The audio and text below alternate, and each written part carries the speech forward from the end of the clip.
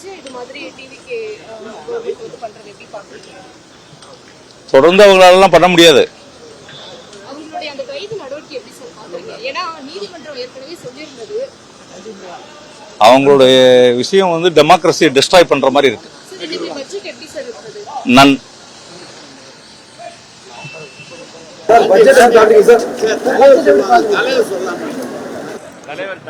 தலைவர் சொல்வார்.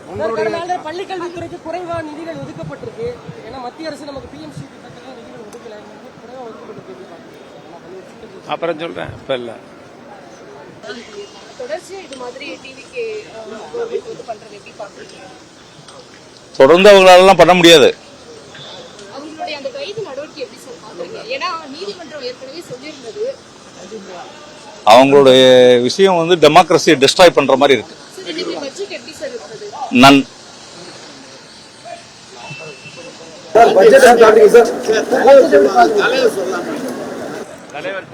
தலைவர் சொல்வார்.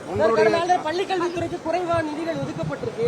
ஏன்னா மத்திய அரசு நமக்கு பிஎம்சி திட்டத்திலும் நிதிகள் ஒதுக்கல, குறைவா ஒதுக்கப்பட்டிருக்கு. அப்புறம் சொல்றேன், இப்ப இல்ல.